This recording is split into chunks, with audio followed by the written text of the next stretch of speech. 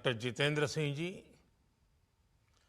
देश भर से यहां आए सभी साइंटिस्ट, अन्य महानुभाव, देवी और सज्जनों,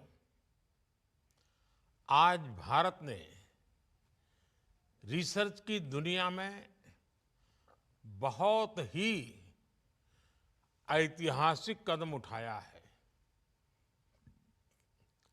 5 साल पहले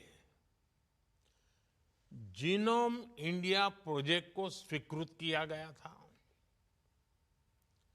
इस बीच कोविड की चुनौतियों के बावजूद हमारे वैज्ञानिकों ने बहुत मेहनत से इस प्रोजेक्ट को पूरा किया है।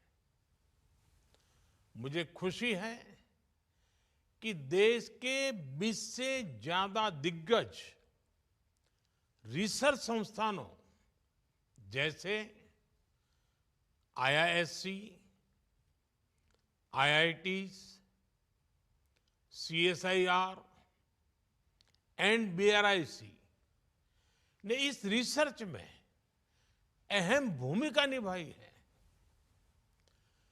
इस प्रोजेक्ट का डेटा 10,000 भारतीयों का जीनोम सीक्वेंस अब इंडियन बायोलॉजिकल डेटा सेंटर में उपलब्ध है। मुझे विश्वास है बायोटेक्नोलॉजी रिसर्च के क्षेत्र में ये प्रोजेक्ट एक मील का पत्थर साबित होगा। मैं इस प्रोजेक्ट से जुड़े सभी साथियों को बहुत बहुत शुभकामनाएं देता हूं। साथियों, जीनोम इंडिया प्रोजेक्ट भारत की बायोटेक्नोलॉजी रिवॉल्यूशन का एक महत्वपूर्ण पड़ाव है। मुझे बताया गया है कि इस प्रोजेक्ट की मदद से हम देश में एक डाइवर्स जेनेटिक रिसोर्स बनाने में सफल हुए हैं। इस प्रोजेक्ट के तहत देश में अलग अलग आबादियों से जुड़े 10,000 लोगों की जीनोम सीक्वेंसिंग की गई है। अब ये डेटा हमारे वैज्ञानिकों को, रिसर्चर्स को उपलब्ध होने जा रहा है। इससे हमारे स्कॉलर्स को, हमारे साइंटिस्ट को भारत का जेनेटिक लैंडस्केप समझने में बहुत बड़ी मदद मिलेगी। इन जानकारियों से देश के नीति निर्धारण और योजनाओं के निर्माण का काम भी आसान होगा। साथियों, आप सभी यहां अपनी फील्ड के एक्सपर्ट्स हैं, बड़े वैज्ञानिक हैं। आप भी जानते हैं भारत की विशालता और भारत की विविधता सिर्फ खान-पान, बोलचाल और भूगोल की ही तक सीमित नहीं है। भारत में रहने वाले लोगों के जो जीन्स हैं, उनमें भी काफी विविधता है। ऐसे में बीमारियों का नेचर भी स्वाभाविक रूप से विविधता से भरा हुआ है। इसलिए कौन से व्यक्ति को किस प्रकार की दवा फायदा देगी, ये जानना बहुत आवश्यक है। इसके लिए देशवासियों की जेनेटिक आइडेंटिटी, उसका पता होना जरूरी है। अब जैसे हमारे आदिवासी समाज में सिकल सेल एनीमिया की बीमारी एक बहुत बड़ा संकट है। इससे निपटने के लिए हमने नेशनल मिशन चलाया है। लेकिन इसमें भी चुनौतियां कम नहीं है। संभव है कि सिकल सेल की जो समस्या किसी एक क्षेत्र में हमारे आदिवासी समाज में हो, वो दूसरे क्षेत्र के आदिवासी समाज में ना भी हो, वहां दूसरे प्रकार का हो। इन सारी बातों का पक्का पता हमें तब चलेगा जब एक कंप्लीट जेनेटिक स्टडी हमारे पास होगी। भारतीय आबादी के अनूठे जीनोमिक पैटर्न्स को समझने में इससे मदद मिलेगी और तभी हम किसी खास ग्रुप की विशेष परेशानी के लिए वैसे ही विशेष सॉल्यूशन या फिर प्रभावी दवाएं तैयार कर सकते हैं। मैंने सिकल सेल का उदाहरण दिया है, लेकिन ये इतने तक सीमित नहीं है। ये तो मैंने एक उदाहरण के लिए बताया। भारत में आनुवंशिक रोगों यानी एक पीढ़ी से दूसरी पीढ़ी को ट्रांसफर होने वाली बीमारियों के बहुत बड़े हिस्से से आज भी हम अनजान है। जीनोम इंडिया प्रोजेक्ट भारत में ऐसी सभी बीमारियों के लिए प्रभावी इलाज के विकास में मदद करेगा।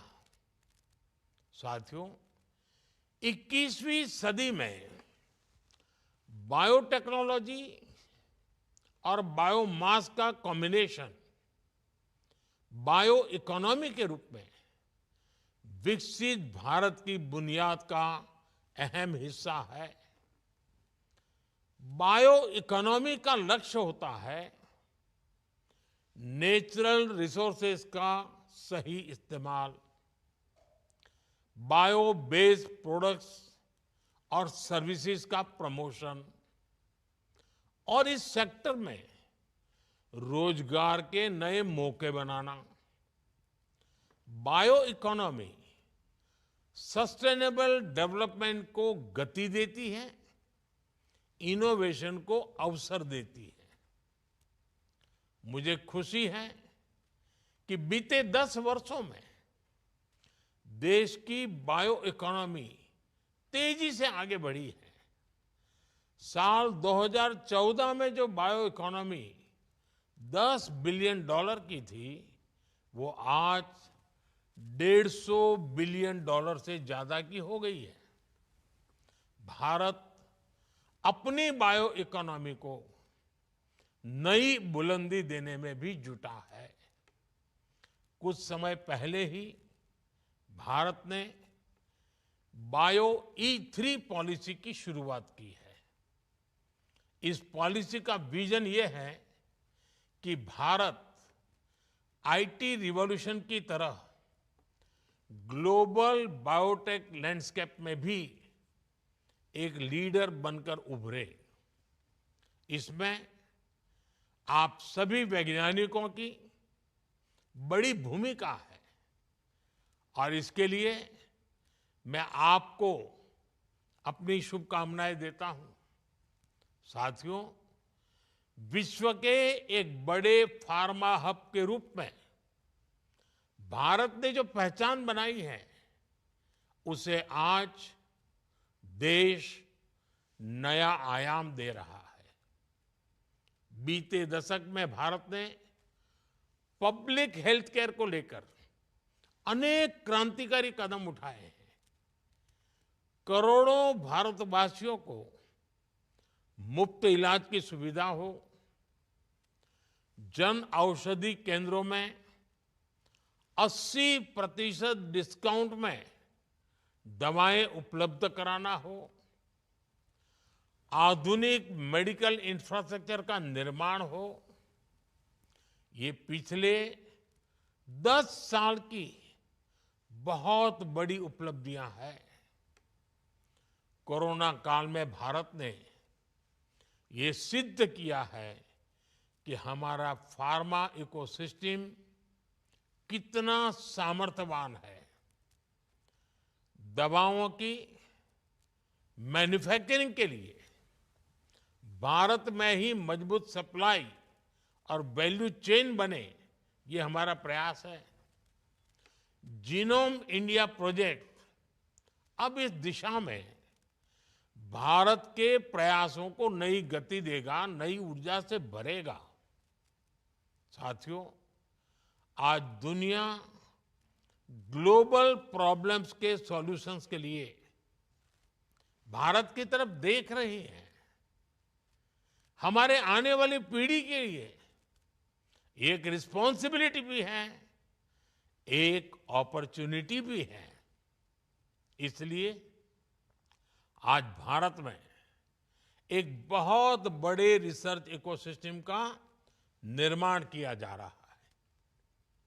बीते 10 सालों में रिसर्च और इनोवेशन के लिए पढ़ाई के हर स्तर पर बहुत जोर दिया गया है।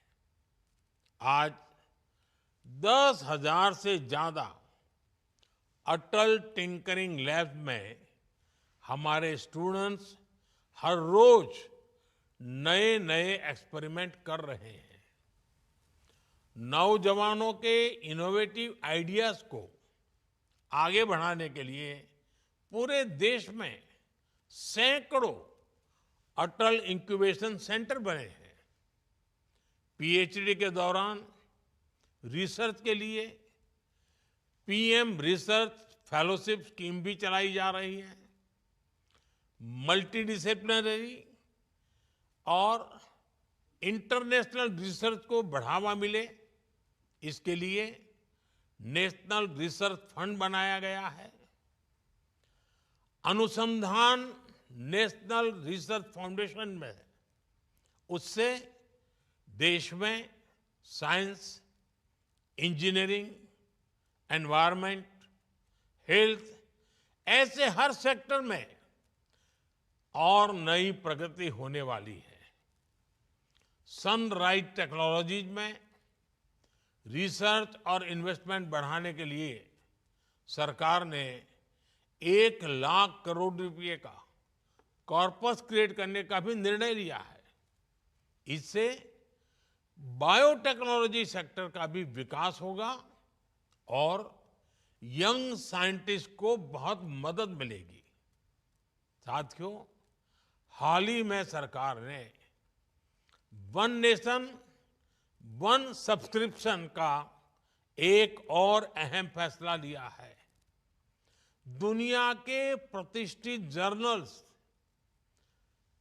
तक भारत के स्टूडेंट्स की, रिसर्चर्स की पहुंच आसान हो, उन्हें खर्च न करना पड़े, हमारी सरकार ये सुनिश्चित करेगी। ये सारे प्रयास भारत को 21वीं सदी की दुनिया का नॉलेज हब, इनोवेशन हब बनाने में बहुत मदद करेंगे। साथियों, जिस तरह हमारे प्रो पीपल गवर्नेंस ने, हमारे डिजिटल पब्लिक इंफ्रास्ट्रक्चर ने दुनिया को एक नया मॉडल दिया है, मुझे विश्वास है उसी तरह जीनोम इंडिया प्रोजेक्ट भी जेनेटिक रिसर्च के क्षेत्र में भारत की छवि को और सशक्त करेगा। एक बार फिर आप सभी को जीनोम इंडिया की सफलता के लिए मेरी ढेर सारी शुभकामनाएं। धन्यवाद। नमस्कार।